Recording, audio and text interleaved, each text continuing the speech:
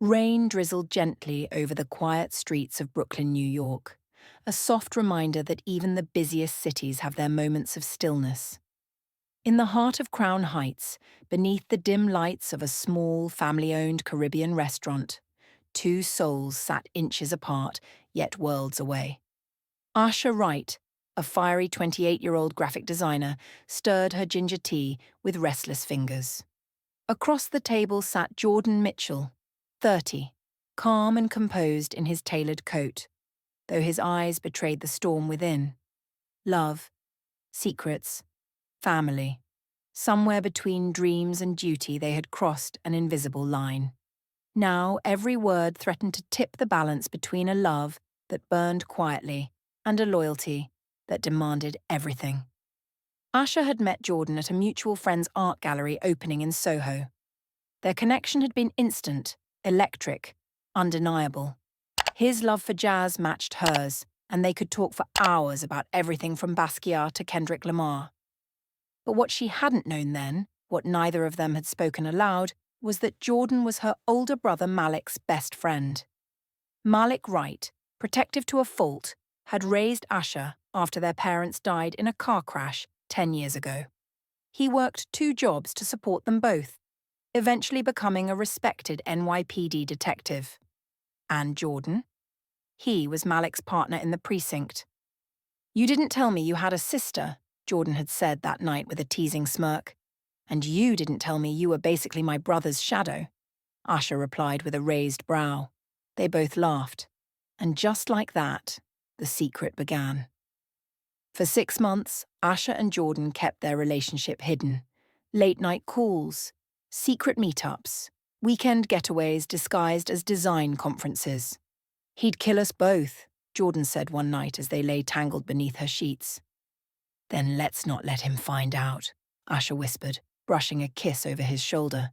They were in too deep to stop now, yet every stolen kiss came with guilt.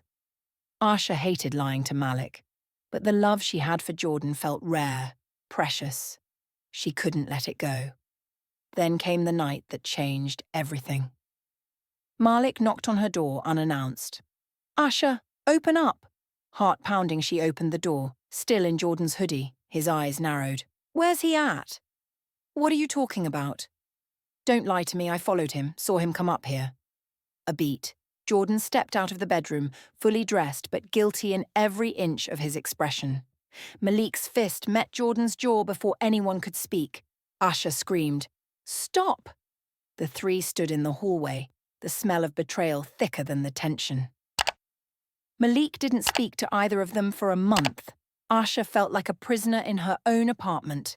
Jordan had tried to make amends with Malik, but nothing worked. "He'll come around," Jordan said. "What if he doesn't?" Asha asked. "I can't lose my brother." But the silence dragged on. Then came the shooting. Malik and Jordan responded to a robbery call in Brownsville. Gunshots rang out. Malik was hit. Jordan called Asha from the hospital. "He's stable, but it was close." She rushed there, breathless. Malik lay on the hospital bed, pale but alive. "Sis," he whispered, his voice raw. "I thought I lost you both. And I hated him. Not because he loves you, but because I was afraid he'd hurt you." She held his hand, tears streaming down her face. "He didn't. He never did." Malik nodded slowly. "Then don't lose him. Life's too short." Jordan stood outside the hospital room. Asha walked out and embraced him. "He gave us his blessing," she whispered. Jordan looked stunned. "What?" "He said he just wanted us both happy." Jordan exhaled like he'd been holding his breath for months. No more hiding. They attended art exhibits together, dinner with Malik, laughter replacing silence.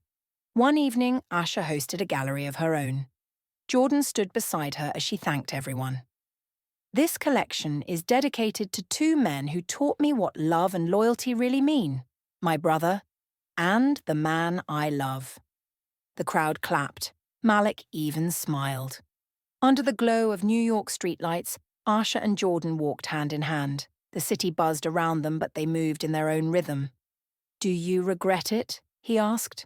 "No, not for a second." They stopped under the same tree where they'd shared their first kiss. Asha looked up at him. Caught between love and loyalty, I chose both. He kissed her gently.